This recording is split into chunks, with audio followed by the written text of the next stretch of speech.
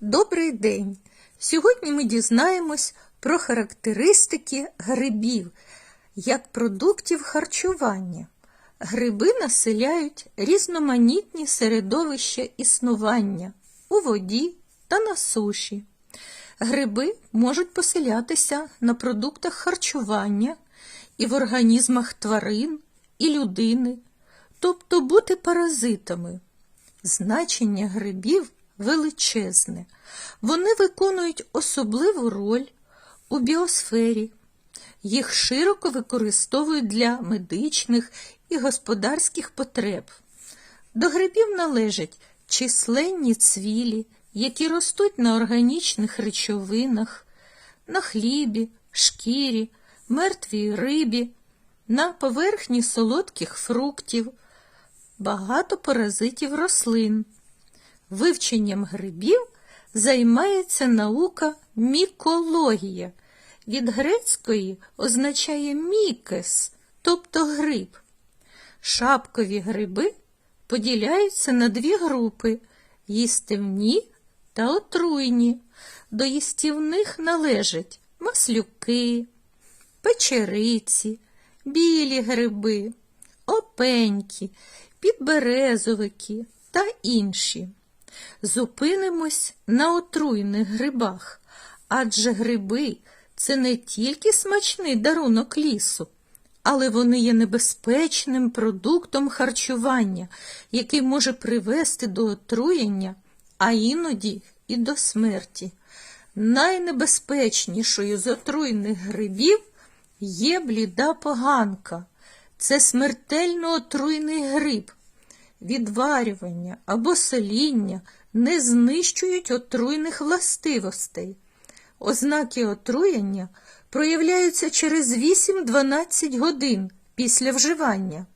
І тут медицина допомогти вже не може. Для отруєння не обов'язково з'їсти гриб.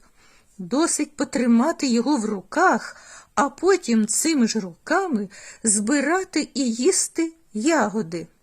На попередніх заняттях ви вже познайомлені з різними видами отруєних грибів.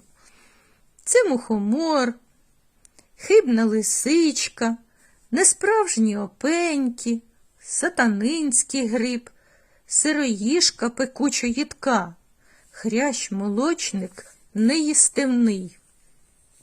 Не довіряйте помилковим тлумаченням, що отруйні гриби мають неприємний запах, що на них не сідають комахи, що цибуля або часник стають бурими, якщо їх разом варити з грибами. Також неправда, що опущена у відвар срібна ложка почорніє, якщо гриби отруйні. Що отрута видаляється після кип'ятіння протягом кількох годин. Якщо ж трапилось отруєння, то викличте швидку допомогу.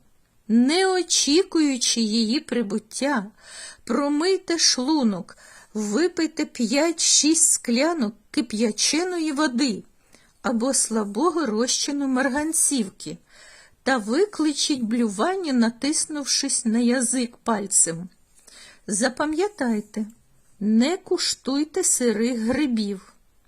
Не давайте їсти гриби дітям. У маслюків та мокрух знімайте із капелюшка слизьку плівку. Гриби підлягають кулінарній обробці в день збирання, інакше в них утворюється трупна отрута. Не купуйте дикорослих грибів на ринках, невідомо де і коли вони були зібрані. Не порівнюйте гриби із зображеннями в довідниках, вони не завжди відповідають дійсності. Отже, народна мудрість вчить: будь-який гриб до рук беруть, та не будь-який гриб у кошик кладуть.